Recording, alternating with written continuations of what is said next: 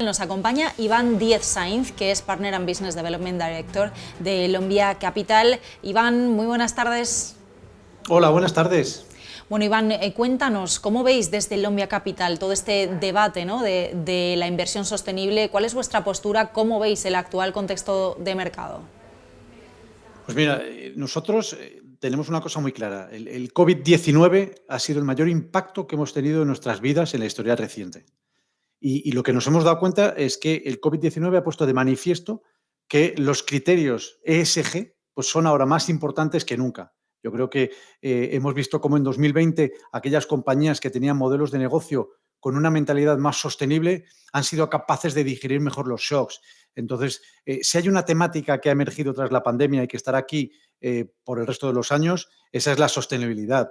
Hay que tener en cuenta que la mayoría de los programas de estímulo que han llevado a cabo y que van a llevar a cabo todos los gobiernos tienen un denominador común, y ese es la inversión en tecnologías verdes y en la sostenibilidad. Por lo tanto, yo creo que esto es importante. El mundo está cambiando rápidamente y los mercados de capitales y el sector financiero en general tiene que acelerar esa transformación. De ahí que incorporar criterios extrafinancieros, criterios medioambientales, sociales y de gobierno corporativo en los procesos de análisis y en la toma de decisiones de inversión es absolutamente necesario, porque eso además nos va a permitir tener un conocimiento mucho mayor de las empresas, de los sectores, de las dinámicas regulatorias y vamos a evaluar mejor los potenciales riesgos y oportunidades. Por lo tanto, la integración de estos aspectos, la integración de la sostenibilidad es una herramienta para entender los cambios que estamos viviendo en nuestra sociedad con las tres grandes transiciones: la digital, la ambiental y la demográfica. Iván, una vez que ya tenemos esa primera foto inicial, ¿cómo hacéis desde Lombia Capital para aplicar, ¿no?, una filosofía de inversión adaptada a este contexto? ¿Cómo hacéis para adaptar esos modelos sostenibles y seguir generando al mismo tiempo valor y bueno, pues mirada, ¿no?, valor a corto, a medio y sobre todo a largo plazo? Efectivamente, siempre a largo plazo, porque al final lo que estamos haciendo, integrando criterios extrafinancieros en la selección de modelos de negocio, en la selección de empresas, lo que estamos haciendo es volver a un modelo de crecimiento centrado en el medio y largo plazo.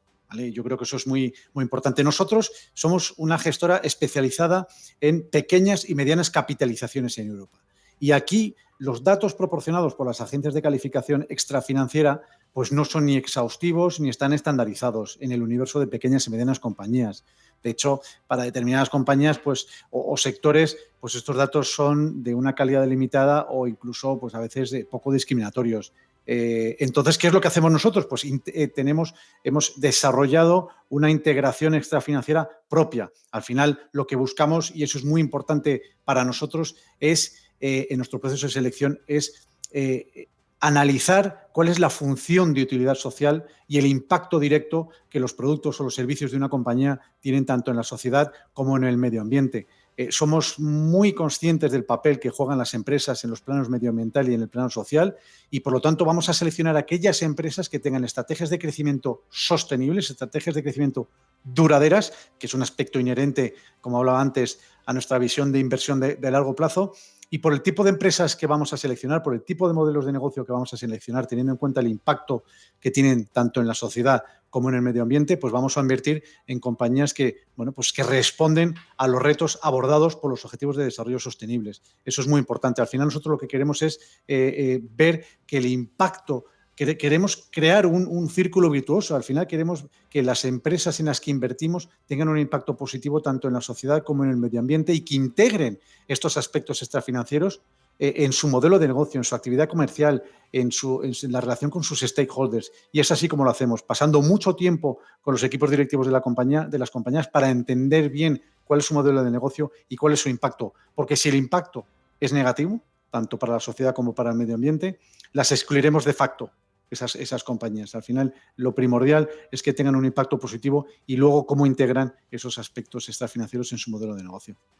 Es interesante vuestra propuesta, ¿verdad? Porque, bueno, solemos hablar quizá de grandes nombres o de los nombres más conocidos, pero es interesante ver también cómo se aplican todos estos criterios y todas estas estrategias, como tú dices, ¿no?, en las pequeñas y medianas empresas. Decías también que habéis desarrollado un modo de gestión propio, ¿no?, por esta propuesta tan específica, pero cuéntanos un poquito más cómo se aplican estos criterios ISR, ASG en empresas más pequeñas, en empresas más medianas, que tal vez muchas veces pues, no tengan tanto músculo o tanto margen de actuación, y cómo las seleccionáis vosotros, ¿no? Amplíanos un poquito más todo ello.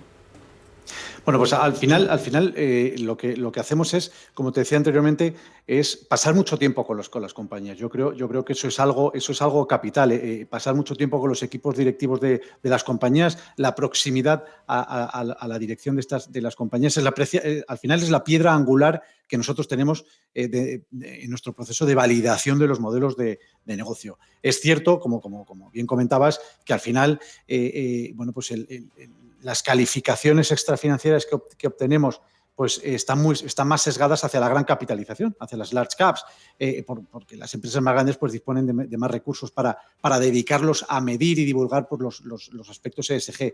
Por eso nosotros al final lo que hemos hecho es, como te decía, más que analizar solamente la parte financiera, además el equipo gestor incorpora un criterio ético. O sea, al final cada valor que analizamos destaca por sus cuestiones ESG, por sus controversias específicas dentro de su actividad, y lo que hemos hecho pues al final es identificar, como decía anteriormente, cuáles son aquellas compañías que van a responder a los objetivos de desarrollo sostenible, que yo creo que es lo más importante.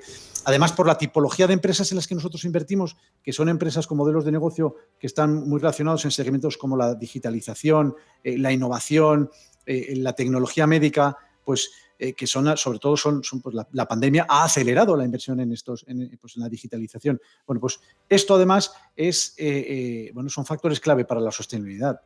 Por su naturaleza, la digitalización, que es donde encontramos muchos y muy buenos modelos de negocio, pues tiene un menor impacto físico en el planeta.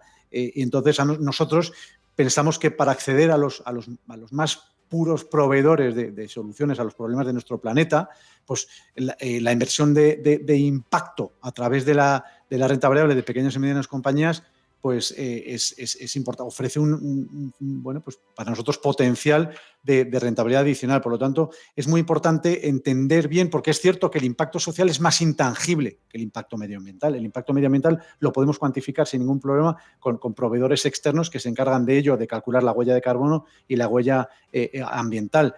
Pero la parte social es más complicada de cuantificar y, por lo tanto, sí que tenemos que entender muy bien, por lo menos, que el impacto no sea negativo. Claro, esa parte social, parece que la parte ambiental, como tú bien dices, quizá no sé si es que estamos más acostumbrados a verlas o que vamos un poquito por delante, ¿no? En ese sentido, la parte social, como tú dices, es un poco más difícil, y bueno, ya cuando hablamos de gobernanza, de transparencia, de comunicación, ¿no? Que también son pues retos que tenemos en ese sentido. Para terminar, te querría preguntar por último, para las pequeñas y medianas empresas, ¿cuáles crees tú que son los principales desafíos y los retos más inmediatos? Lo primero, ¿no? En la lista de tareas de cara a bueno, pues a aplicar todo eso y a que sean atractivas como oportunidades. Bueno, pues al final yo creo que el principal reto es que haya más información, ¿vale? Que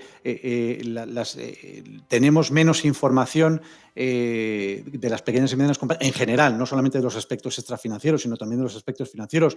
Por eso es un mercado mucho más ineficiente, porque está menos cubierto, menos seguido, hay menos noticias sobre ellas. Entonces yo creo que el principal reto es la divulgación de la información. Yo creo que es importante que cada vez pues aunque tengan sus políticas de RSC, pues que sean más transparentes, o no más transparentes porque lo son, sino que provean de esa información a los distintos actores del mercado, que, como bien te decía antes, pues al final las agencias de calificación pues de extrafinanciera pues tienen más sesgo hacia las de gran capitalización, y por lo tanto, por eso insistía yo en el hecho de pasar mucho tiempo con los equipos directivos de las compañías para entender bien y para validar los modelos de negocio, para entender bien el impacto que tienen tanto en la sociedad como en el medio ambiente, para entender sobre todo cuáles son sus políticas de RSC, qué impactos positivos o negativos tiene su actividad en la cadena de valor, en el medio ambiente. Entonces yo creo que el principal reto es la divulgación de la información, y yo creo que eso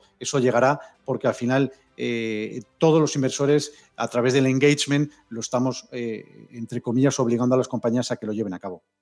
Oye, qué importante, qué bien me parece eso de pasar tiempo, como tú dices, con las compañías, ¿no? Y aprender de ellas y sobre todo, bueno, pues conocer de pe a pa, ¿no? Como quien dice toda la parte. Pues Iván Díez Sainz, desde Lombia Capital, muchísimas gracias por acompañarme este ratito y, bueno, pues por poner el cierre a esta jornada de negocios sostenibles. Muy buenas tardes.